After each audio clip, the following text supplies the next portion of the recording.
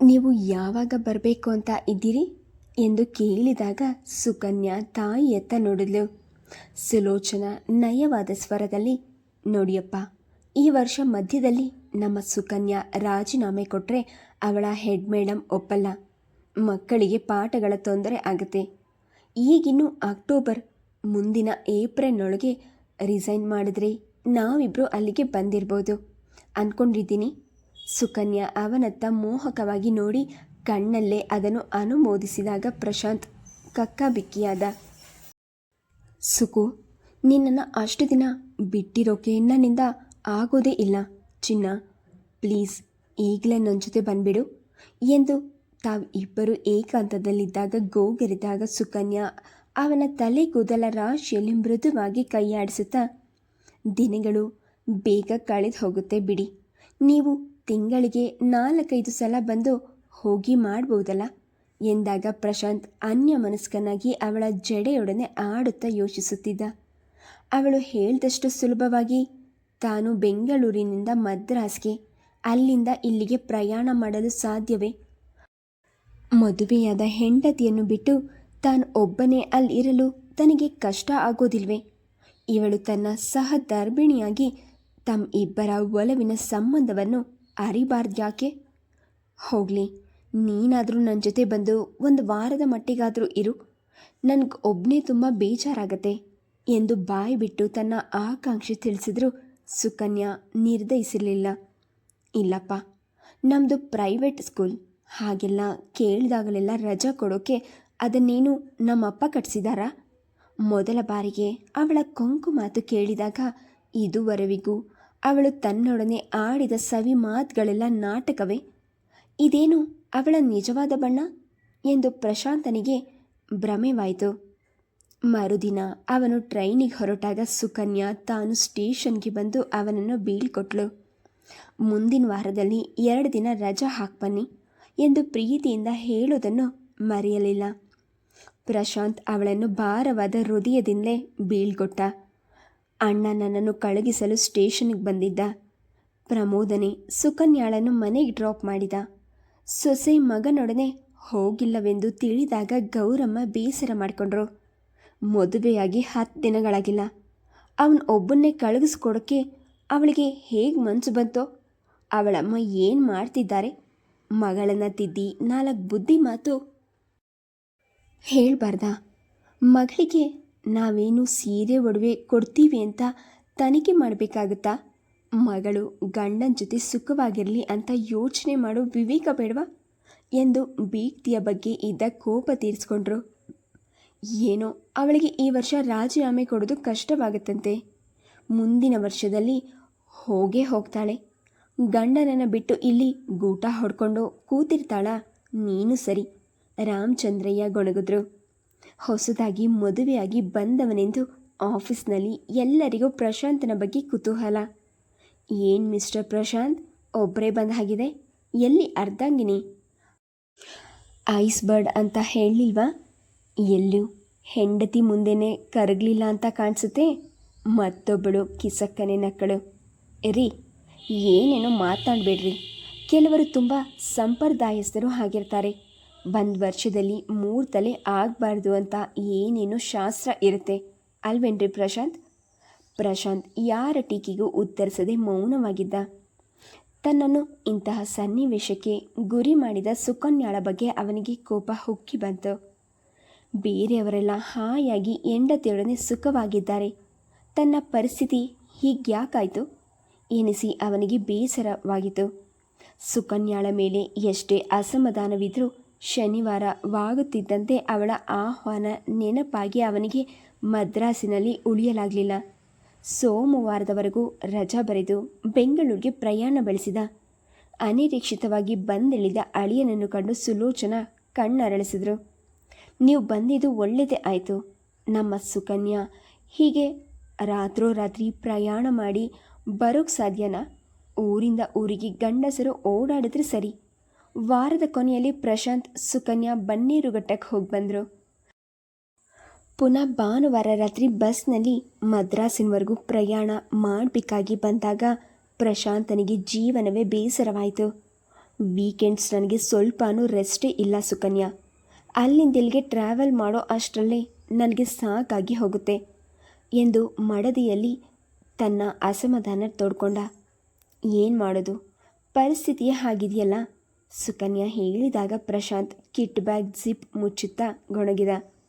ನನಗೆ ಒಂದೊಂದು ಸಲ ಅಲ್ಲಿನ ಕೆಲಸ ಬಿಟ್ಟು ಇಲ್ಲಿಗೆ ಬಂದುಬಿಡ್ಲ ಅನಿಸುತ್ತೆ, ಸುಕನ್ಯಾ ಹಾರದ್ಲು.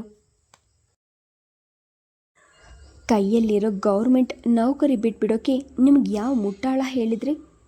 ಏಪ್ರಿಲ್ವರೆಗೂ ಸ್ವಲ್ಪ ಉಸಿರು ಬಿಗಿ ಇಟ್ಕೊಂಡಿರಿ, ಅಲ್ಲಿವರೆಗೂ ಯಾರ ಪ್ರಾಣನೂ ಹೋಗಲ್ಲ ತಾನೆ ಎಂದು ದನಿ ಏರಿಸಿದಾಗ ಪ್ರಶಾಂತ್ ತನ್ನ ಬ್ಯಾಗನ್ನು ಕುಕ್ಕಿ ಇಡೋದ್ರಲ್ಲಿ ಕೋಪ ತೀರಿಸ್ಕೊಂಡ.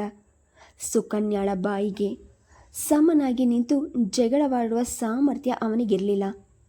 ನೋಡಲು ಸರ್ವಾಂಗ ಸುಂದರಿಯಾದ ಸುಕನ್ಯಾ ಮಾತನಾಡಲು ಬಾಯಿ ತೆರೆದರೆ ಅವಳೊಡನೆ ವಾದಕ್ಕೆ ಇಳಿಯೋದು ಮೂರ್ಖತನ ಎಂದು ಯಾರಿಗಾದರೂ ಭಾಸವಾಗ್ತಿತ್ತು.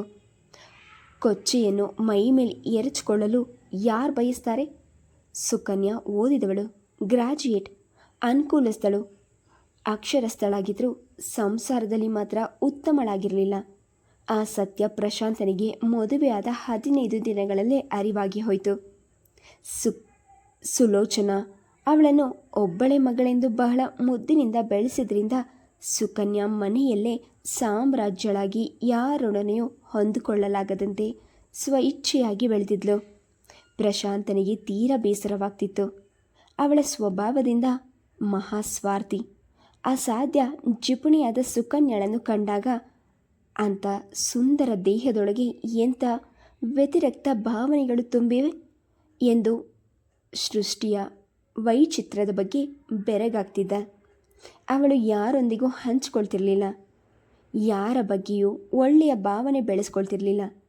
ನಿಮ್ಮ ತಂದೆ ನನ್ನ ಜೊತೆ ಸರಿಯಾಗಿ ಮಾತೇ ಆಡಲ್ಲ, ವಯಸ್ಸಾಗಿದ್ರೂ ಇನ್ನೂ ಅವರಿಗೆ ಅಹಂಕಾರ ಅಡಗಿಲ್ಲ ಎಂದು ಸ್ವಾಭಾವಿಕವಾಗಿ ಮಿತಭಾಷೆಯಾಗಿದ್ದ ರಾಮಚಂದ್ರಯ್ಯನವರನ್ನು ಪ್ರಶಾಂತನ ಮುಂದೆ ಟೀಕಿಸ್ತಿದ್ಲು.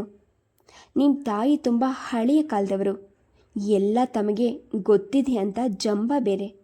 ಮಹಾ ಅವರೊಬ್ಬರೇನ ಗಂಡನ ಜೊತೆ ಸಂಸಾರ ಮಾಡಿರೋದು? ನಿಮ್ಮ ತಮ್ಮನಿಗೆ ತಲೆಯೇ ನಿಲ್ಲಲ್ಲ ರೀ. ನಾನು ಎದುರಿಗೆ ಬಂದರೂ ಅತ್ತಿಗೆ ಅನ್ನೋ ಮರ್ಯಾದೆ ಬೇಡವಾ? ಕಾಲ್ ಮೇಲೆ ಕಾಲು ಹಾಕೊಂಡು ಓದ್ತಾ ಕೂತೆ ಇರ್ತಾನೆ. ಹೀಗೆ ಎಲ್ಲರ ನಡವಳಿಕೆಯಲ್ಲೂ ಸಣ್ಣ ತಪ್ಪಾದರೂ ಕಂಡು ಹಿಡಿಯುವ ಸ್ವಭಾವ. ಮದುವೆಯಾದಾಗಿನಿಂದ ಒಮ್ಮೆಯೂ ಅವಳು ಗಂಡನ ಮನೆಯ ಹೊಸಲು ತುಳಿದಿರಲಿಲ್ಲ. ಹೆಣ್ಮಕ್ಕಳಿಲ್ಲದ ಗೌರಮ್ಮನವರಿಗೆ ಸೊಸೆ ಹಬ್ಬ ಹರಿದಿನಗಳಲ್ಲಿ ಮನೆ ತುಂಬ ಉಟ್ಟು ತೊಟ್ಟು ಓಡಾಡಲೆಂದು ಆಸೆ. ಮೊದಲ ಸೊಸೆಯಂತೂ ದೂರದ ದೇಶದಲ್ಲಿದ್ಲು. ಪ್ರಶಾಂತನಾದರೂ ತನ್ನ ಹೆಂಡತಿಯ ಜೊತೆ ಹಬ್ಬಗಳಲ್ಲಿ ಮನೆಗೆ ಬಂದು ತಮ್ಮ ಎಲ್ಲರೊಡನೆ ನಗನಗುತ್ತಾ ಕಾಲ ಕಳೆಯಲಿ ಎಂದು ಆಸೆಪಟ್ಟು ಮಗನಿಗೆ ಸಂಕ್ರಾಂತಿಯ ಹೊತ್ತಿಗೆ ಊರಿಗೆ ಬರಬೇಕೆಂದು ಕಾಗದ ಬರೆದು ಸುಲೋಚನನವರಿಗೂ ಮಗಳನ್ನು ಮನೆಗೆ ಕರೆತರುವಂತೆ ಹೇಳಿದರು. ಸಂಕ್ರಾಂತಿಯ ಹಿಂದಿನ ದಿನ ಪ್ರಶಾಂತ್ ಬೆಂಗಳೂರಿಗೆ ಬಂದರೂ ತಾಯಿ ಮಗಳು ಅವನನ್ನು ತನ್ನ ತಂದೆಯ ಮನೆಗೆ ಹೋಗಲು ಬಿಡಲಿಲ್ಲ. ಇದೇನಪ್ಪ, ನಿಮಗೆ ಇದು ಮೊದಲನೇ ವರ್ಷದ ಹಬ್ಬ, ಗಂಡ ಹೆಂಡತಿ ನೆಮ್ಮದಿಯಾಗಿ ಇಲ್ಲೇ ಮಾಡಿದ್ರೆ ಹಾಗಲ್ವಾ? ಪ್ರತಿ ಹಬ್ಬಕ್ಕೂ ನೀವ್ಯಾಕೆ ಅಲ್ಲಿಗೆ ಹೋಗಬೇಕು? ಮಗಳು ಅಳಿಯ ಸಂಭ್ರಮವಾಗಿ ಓಡಾಡ್ಕೊಂಡು ಇರೋದು ನೋಡೋಕೆ ನನಗೆ ಆಸೆ ಇಲ್ವಾ ಹೇಳಿ ಎಂದು ಸುಲೋಚನಾ ನಯವಾದ ಮಾತಿನಲ್ಲೇ ಅವನನ್ನು ತಡೆದರು. ತಾಯಿ ಇಲ್ಲಿಯವರೆಗೂ ಬಂದು ಸುಕನ್ಯಾಳನ್ನು ಹಬ್ಬಕ್ಕೆ ಆಹ್ವಾನಿಸಿದ ವಿಷಯ ಅಮಾಯಕನಾದ ಪ್ರಶಾಂತನಿಗೆ ತಿಳಿದಿರಲಿಲ್ಲ. ಸುಕನ್ಯಾಳ ಮೋಹಕ ಪಾಶದಲ್ಲಿ ಬಂಧಿತನಾಗಿದ್ದ ಅವನು ಹಬ್ಬ ಮುಗಿದ ಮೇಲೆ ಮರುದಿನ ತಂದೆಯ ಮನೆಗೆ ಹೋಗಿ, ಇವಳು ಅಲ್ಲೇ ಹಬ್ಬ ಮಾಡೋಣ ಅಂತ ಅಂದ್ಬಿಟ್ಲಮ್ಮ. ಇವತ್ತು ರಾತ್ರಿ ಊರಿಗೆ ಹೊರಟಿದ್ದೀನಿ, ನನಗೆ ಹೆಚ್ಚು ರಜಾ ಇಲ್ಲ. ಉಗಾದಿ ಹೊತ್ತಿಗೆ ನಾವೆಲ್ಲ ಒಟ್ಟಿಗೆ ಇಲ್ಲೇ ಬರ್ತೀವಿ ಬಿಡು, ನೀನು ಬೇಜಾರು ಮಾಡ್ಕೊಳ್ಬೇಡ ಎಂದು ತಾಯಿಗೆ ಸಮಾಧಾನ ಹೇಳ್ದ. ಮಗ ಒಂದು ಸುತ್ತು ಬಡವಾಗಿರೋದು ಗೌರಮ್ಮನವರ ಸೂಕ್ಷ್ಮ ಕಣ್ಗಳಿಗೆ ಗೋಚರವಾಗಿತ್ತು. ಚಿನ್ನದಂಥ ಹುಡುಗ, ಅಂಥವನ ಜೊತೆ ನೆಟ್ಟಗೆ ಸುಖವಾಗಿ ಸಂಸಾರ ಮಾಡಿಕೊಂಡಿರೋ ಯೋಗ್ಯತೆ ಅವಳಿಗಿಲ್ಲ. ನನ್ನ ಮಗನ ಅವರ ಮನೆ ಅಳಿಯನಾಗಿ ಕೊಟ್ಟು ನಾವು ಹಾಳಾದ್ವಿ ಎಂದು ಪ್ರಮೋದನ ಬಳಿ ಕಣ್ಣೀರು ಹಾಕ್ಕೊಂಡಿದ್ರು. ಅಮ್ಮ, ನಿಂಗದೆಲ್ಲ ಅರ್ಥ ಆಗಲ್ಲ, ಸುಮ್ಮನಿರಮ್ಮ. ಅತ್ತಿಗೆ ಈಗ ಇಲ್ಲಿ ಕೆಲಸ ಮಾಡ್ತಿರೋದ್ರಿಂದ ಪ್ರಶಾಂತಿಗೆ ತೊಂದರೆಯಾಗಿದೆ. ಇಲ್ಲಿ ಕೆಲಸ ಬಿಟ್ಟು 2 ತಿಂಗಳಲ್ಲಿ ಅತ್ತಿಗೆ ಮದ್ರಾಸಿಗೆ ಹೊರಟೋದ್ರೆ ಎಲ್ಲ ಪ್ರಾಬ್ಲಮ್ಸ್ ಸಾಲ್ವ್ ಆಗುತ್ತೆ. ಅವರು ನಮಗೆ ಹೊಂದ್ಕೊಳ್ಳದೆ ಹೋದರೆ ಬೇಡ ಬಿಡು. ಪ್ರಶಾಂತ್ಗೆ ಅಡ್ಜಸ್ಟ್ ಆಗಿ ಸಂತೋಷವಾಗಿದ್ದರೆ ಸರಿ. ಪ್ರಮೋದ್ ಸಲೀಸಾಗಿ ಹೇಳಿದಾಗ ಮಗನ ಮುಂದಾಲೋಚನೆ ಕಂಡು ಗೌರಮ್ಮ ನಕ್ಕರು. ಸದ್ಯ ನಿನ್ನ ಹೆಂಡತಿ ಬರೋ ಕಾಲಕ್ಕಾದರೂ ನನಗೆ ನೆಮ್ಮದಿ ಸಿಗಲಿ ಅಂತ ದೇವರನ್ನ ಕೇಳ್ಕೊತಾ ಇರ್ತೀನಿ. ನನ್ನ ಹೆಂಡತಿನ ಅಬ್ಬಾ, ಅವಳು ಹೇಗಿದ್ರೂ ಪರವಾಗಿಲ್ಲ, ಆದರೆ ಗುಣ ಸ್ವಭಾವದಲ್ಲಿ ಸುಕನ್ಯಾ ಅತ್ತಿಗೆನ ಹೋಲದೇ ಇದ್ದರೆ ಸಾಕು. ಪ್ರಮೋದ್ ಆಕಾಶದತ್ತ ನೋಡಿ ಕೈ ಮುಗಿದ. ಆದರೆ ಪ್ರಮೋದನ ಹರಕೆಯಂತೆ ಪ್ರಶಾಂತನ ಬದುಕಿನಲ್ಲಿ ಯಾವ ಸಮಸ್ಯೆಯೂ ಪರಿವಾರವಾಗಲಿಲ್ಲ.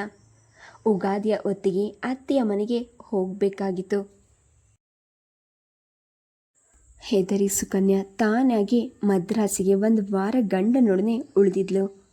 ಸೊಸೆ ಹಾಗಾದರೂ ಮಗನ ಮನೆಗೆ ಹೋದ್ಲಲ್ಲ ಎಂದು ಗೌರಮ್ಮ ಸುಮ್ಮನಾಗಿದ್ರು. ರೀ, ಈ ಮದ್ರಾಸ್ ವೆದರ್ ನನಗೆ ಸೂಟ್ ಆಗಲ್ಲ, ವಿಪರೀತ ಶೆಕೆ. ಈಗಾಗಲೇ ಹೀಗಿದ್ರೆ ಇನ್ನು ಏಪ್ರಿಲ್ ಮೇ ಹೊತ್ತಿಗೆ ಏನು ಗತಿ ಎಂದು ಗೊಣಗುತ್ತಲೇ ಕಾಳ ಕಳೆದಿದ್ಲು.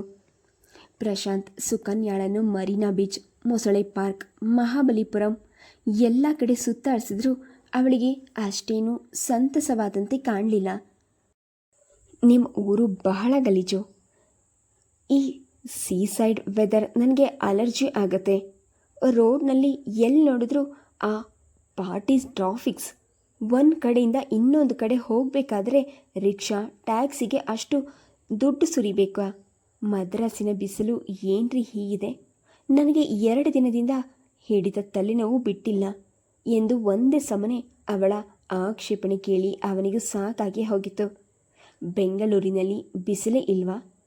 ನೂಕು ನುಗ್ಗಲು ತುಂಬಿದ ಜನಸಂಚಾರವಿಲ್ಲದ ಜಾಗ ಬೆಂಗಳೂರಿನಲ್ಲಿ ಇದೆಯಾ? ತಾನೇನೋ ದೇವಲೋಕದಿಂದ ಇಳಿದು ಬಂದವಳಂತೆ ವರ್ತಿಸುವ ಪತ್ನಿಯ ಬಗ್ಗೆ ಅಸಹನೆ ಹೆಚ್ಚುತ್ತಾ ಹೋದರೂ ಪ್ರಯತ್ನಪೂರ್ವಕವಾಗಿ ತನ್ನ ಕೋಪ ತಡೆದುಕೊಂಡ. ಈಗಲೇ ಇಷ್ಟು ಒದ್ದಾಡ್ತೀಯಲ್ಲ, ಆಮೇಲೆ ನೀನು ಇಲ್ಲೇ ನನ್ನ ಜೊತೆ ಬಂದು ಇರುವಾಗಲೂ ಅಡ್ಜಸ್ಟ್ ಆಗದೇ ಇರ್ತೀಯ. ಸದ್ಯ ಸುಮ್ಮನಿರಪ್ಪ, ನನ್ನನ್ನು ಈಗಲೇ ಹೆದರಿಸ್ಬೇಡಿ. ನನ್ನ ಕೆಲಸಕ್ಕೆ ನಾನಿನ್ನೂ ರಾಜೀನಾಮೆ ಕೊಟ್ಟಿಲ್ವಲ್ಲ, ಸುಕನ್ಯಾ ಹೇಳಿದಾಗ ಅವನೆದೆ ದಸಕ್ಕೆಂದಿತು.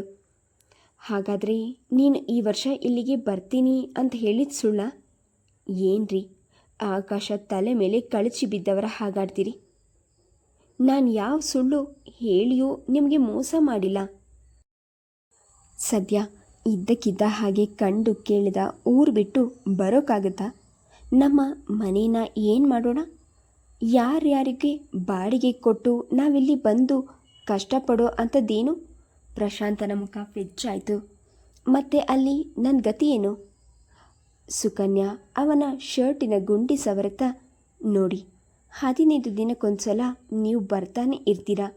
ನನ್ನ ಕೆಲಸ ಬಿಟ್ಟು ಇಲ್ಲಿ ಬಂದು ನಾನು ಸೆಟಲ್ ಆಗೋದು ಸುಲಭ ಅಂದ್ಕೊಂಡ್ರ? ನಮ್ಮಮ್ಮ ಬದುಕಿರೋವರೆಗೂ ನಾನು ಅವ್ರ ಜೊತೆ ಇರ್ತೀನಿ. ಆಮೇಲೆ ನಾನು ಯಾಕ್ರಿ ಬೆಂಗಳೂರಿನಲ್ಲಿ ಒಬ್ಬಳೇ ಇರಲಿ? ಆಗ ನಿಮ್ಮ ಜೊತೆ ಬರಲೇಬೇಕಲ್ವಾ ಎಂದಾಗ ಪ್ರಶಾಂತ್ ಅವಳನ್ನು ದೂರ ಸರಿಸಿದ. ನಾಳೆ ನಾವು ಸುಖವಾಗಿರೋಕೆ ಈಗಿನಿಂದ ನಿಮ್ಮ ಅಮ್ಮನ ಸಾವಿಗೆ ಕಾಯ್ತಾ ಇರೋದು ಮೂರ್ಖತನ ಅಂತೀನಿ. ನೋಡು ಸುಖಿ, ನಿಮ್ಮ ತಾಯಿ 100 ವರ್ಷ ಬದುಕಿರಲಿ, ಆದರೆ ಮದುವೆ ಆದಮೇಲೂ ನಾನೊಂದು ಕಡೆ ನೀನು ಇನ್ನೊಂದು ಕಡೆ ಇರೋದು ನೋಡಿದವರಿಗೆ ಚೆನ್ನಾಗಿ ಕಾಣಲ್ಲ. ಹಾಗಂತ ನನ್ನ ಸಂಪಾದನೆ ಬಿಟ್ಟು ನಾನಿಲ್ಲಿ ಬಂದು ಕೂತ್ರೆ ಒಂದೊಂದು ಕಾಸಿಗೂ ನಿಮ್ಮ ಮುಂದೆ ಕೈ ಚೆಚ್ಚಬೇಕಾಗತ್ತೆ. ನನಗೇನು ನನ್ನ ಗಂಡ ಯಾವಾಗಲೂ ನನ್ನ ಹಿಂದೆ ಸುತ್ತಾಡಿಕೊಂಡು ಚೆಲ್ಲಾಟ ಆಡಲಿ ಅನ್ನೋ ಚಪಲ ಇಲ್ಲ. ಮನುಷ್ಯರಾಗಿ ಹುಟ್ಟಿದ ಮೇಲೆ ಸಂಯಮವಾಗಿರೋದು ಕಲಿತ್ಕೊಳ್ಬೇಕು. ಸುಕನ್ಯಾ ಬಿರುಸಾಗಿ ಹೇಳ್ತಿರುವಂತೆ ಪ್ರಶಾಂತ್ ಸರಕನೆ ಎದ್ದು ಹೋದ. ಅವಳ ಮಾತಿನಿಂದ ಅವನಿಗೆ ಚಪ್ಪಲಿ ಏಟು ತಿಂದಂತಹ ಅನುಭವವಾಗಿತ್ತು. ಇದೆಂಥ ವಿಪರ್ಯಾಸ!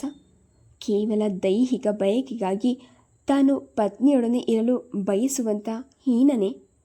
ದಾಂಪತ್ಯ ಜೀವನದಲ್ಲಿ ಪತಿ ಪತ್ನಿಯರಲ್ಲಿ ಪರಸ್ಪರ ಒಡನಾಟ, ವಿಶ್ವಾಸ, ಹೊಂದಿಕೆ ಇದ್ದರೆ ಅದು ಅನುರೂಪ ಜೋಡಿಯಾಗುತ್ತದೆ.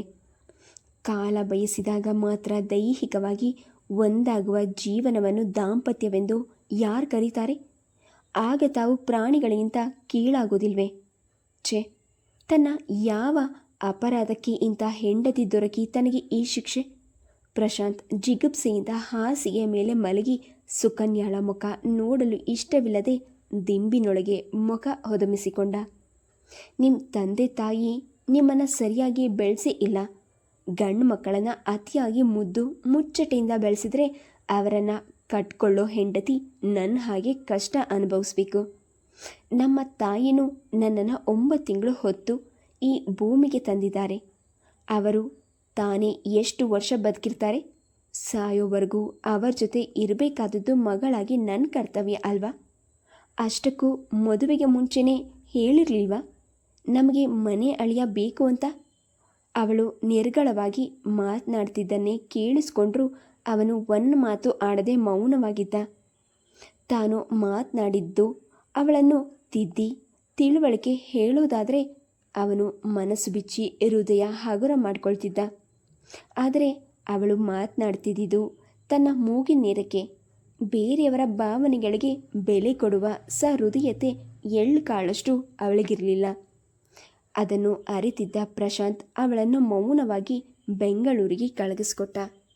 Please subscribe this channel, like and share. Thank you.